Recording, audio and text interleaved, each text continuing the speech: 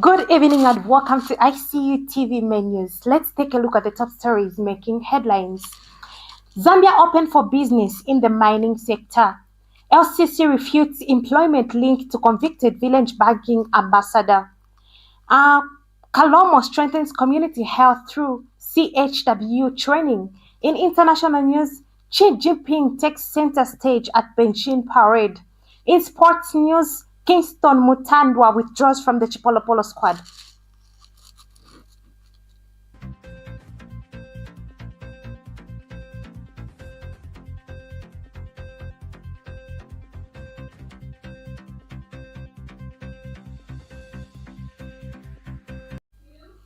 Presenting the news, I am Yamba Margaret, and now the news in details.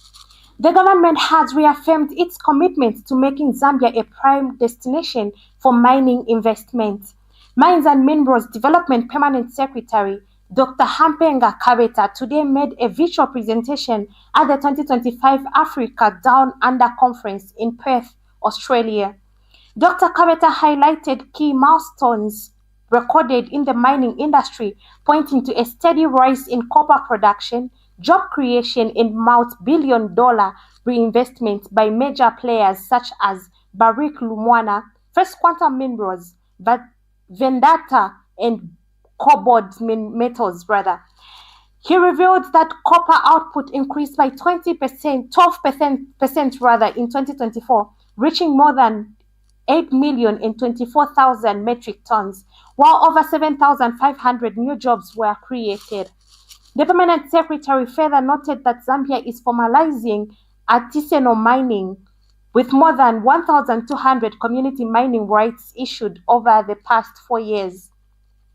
With global demand for copper, cobalt, and critical minerals on the rise, Dr. Kabeta stressed that Zambia is positioning itself not just a mining hub, but also as a center for refining, smelting, and manufacturing. He said government is supporting this growth through nationwide exploration surveys and making geological data accessible to investors. Dr. Kabeta concluded by assuring the global mining community that Zambia is open for business and ready to hasten new opportunities in the sector. The Lusaka City Council has refuted media reports suggesting that convicted village banking administrator Naomi Kwenye is an employee of the council. In a statement, the LCC clarified that Ms. Kwenye resigned from the valuation section of the Department of Finance in 2022 and has had no association with the council since. The local authority explains that Kwenye's conviction involving the fraudulent acquisition of over 500,000 kwacha was connected to her role in village banking group and not linked to the council. LCC further emphasized that its housing and social service department only facilitates the registration of community-based clubs by issuing certificates, but does not manage or administer them.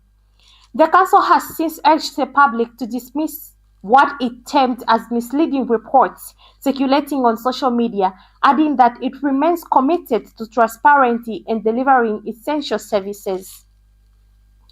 Zambia has recorded a 14% drop in maternal mortality, marking a major health milestone for the country and the continent.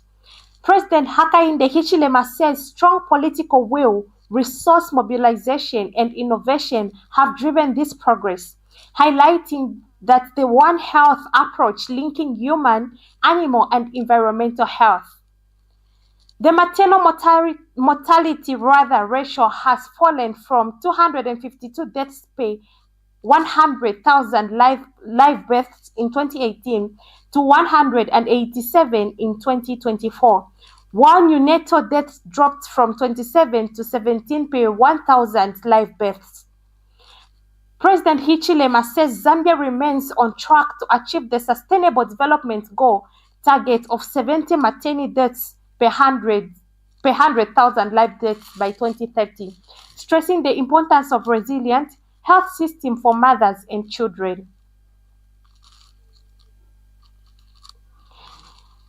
The government has launched the €5.2 million Energy Efficiency for Sustainable Livelihoods in Africa project, aimed at driving industrial growth and supporting Zambia's transition to a resilient, sustainable economy.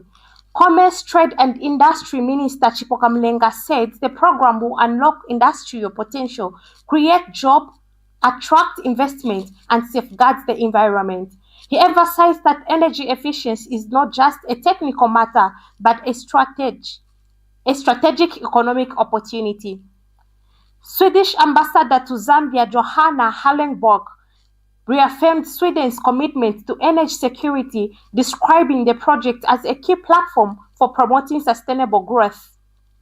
United Nations Resident Coordinator Beatrice Mutali also pledged the UN's support, noting that ongoing initiatives are designed to ensure energy remains accessible, affordable, and inclusive. The UNIDU expert Erling Carlson explained that the project will promote clean technologies, e-waste management, and capacity building, all aimed at fostering inclusive and sustainable development.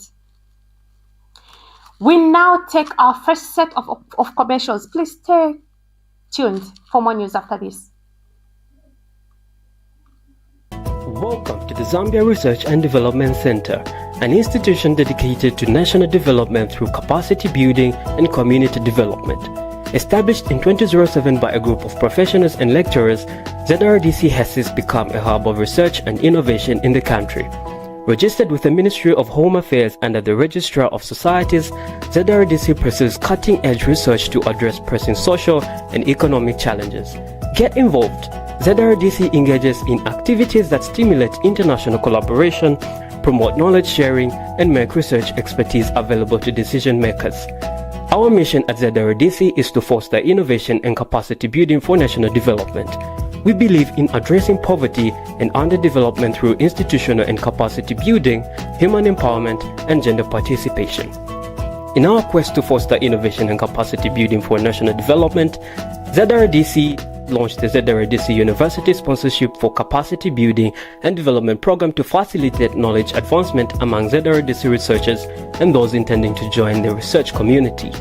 Qualified Zambian citizens can pursue education at credible universities in Zambia with guaranteed prospects of joining the ZRDC research community.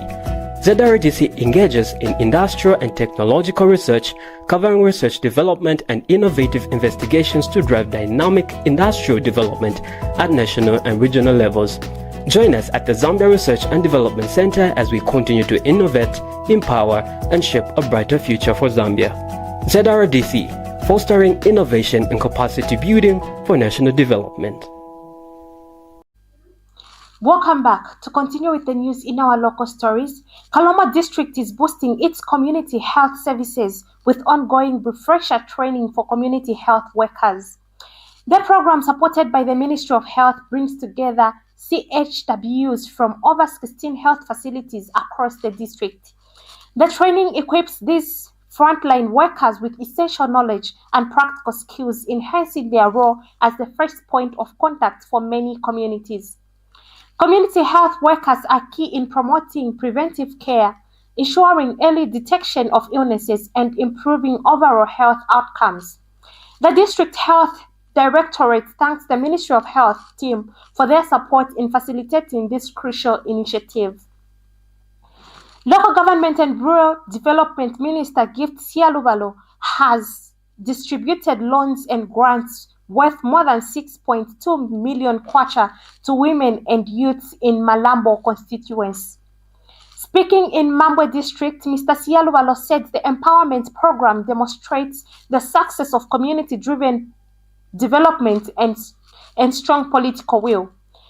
From this year's constituency development fund allocations, 88 women and youth groups received grants totaling over 2.3 million kwacha, while 56 enterprises accessed loans amounting to more than 3.4 million kwacha.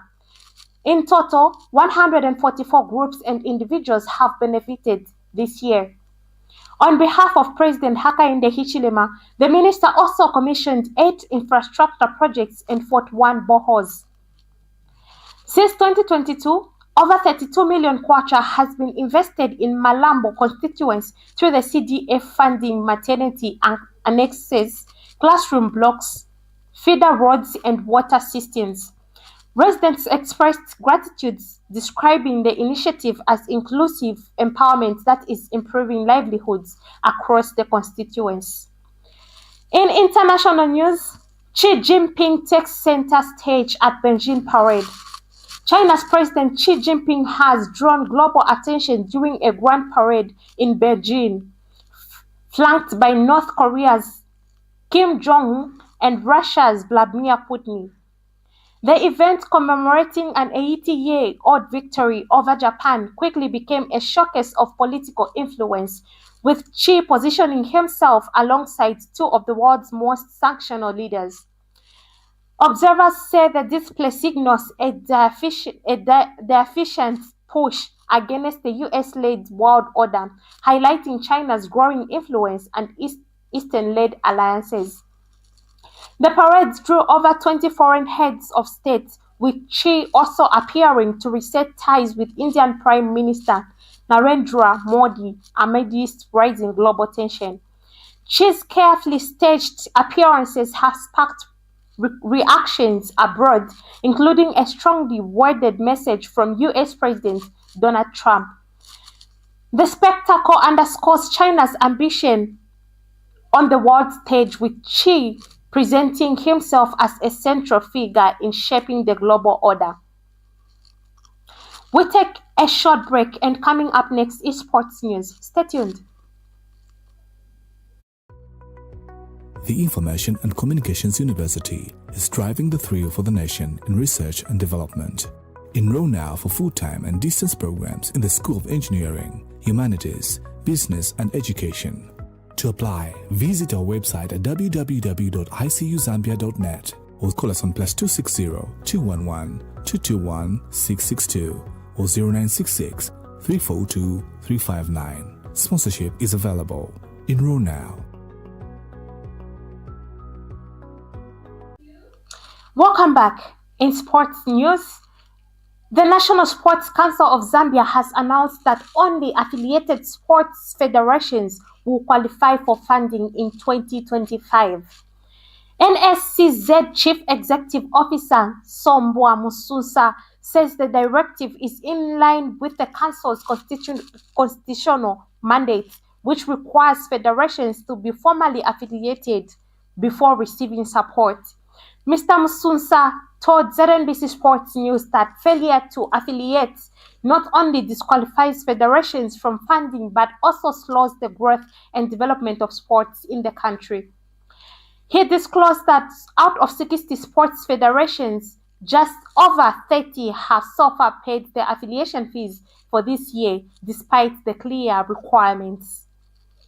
To continue with the news, Zambia footballer Kingston Mutandwa has withdrawn from the Chipolopolo squad due to personal reasons, the Football Association of Zambia has confirmed. Mutandwa was part of the 31-member squad selected for upcoming World Cup qualifier against Morocco, which will see the team trimmed down to 24 players. The 22-year-old striker, who plays for Australian club SV Red on loan from Cagliari, was expected to join his teammates in preparation for the crucial match. Mutandwa's withdrawal comes at a critical time for the team, and coach Avram Grant will need to make adjustments to his squad in light of the development. In other news, Nkana replaces 2,806 damaged seats at Levi Mwanawasa Stadium.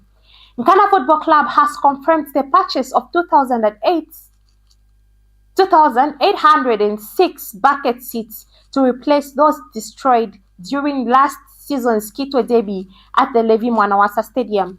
The incident occurred in April when fans vandalized property after a late penalty allowed Power Dynamos to equalize in stoppage time.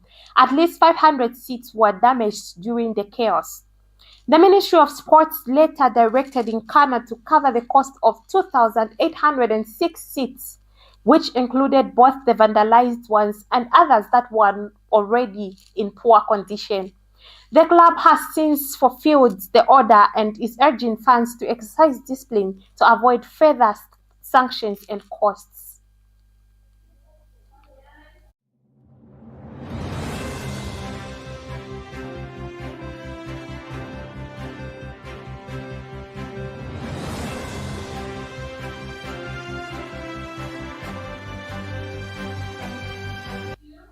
And that sports item brings us to the end of our main news today. But before we go, a quick recap on the top stories that made headlines. Zambia open for business in the mining sector. LCC refutes employment linked to convicted village banking administrator. Kalomo strengthens community health through CHW training. In international news, Xi Jinping takes center stage at Beijing parade. In sports news, Kingston Mutandwa withdraws from the Chipolopolo squad. Thank you so much for watching. For more news updates, please take glued to our Facebook page at ICU TV and our website at icutv.zm.com. Good night.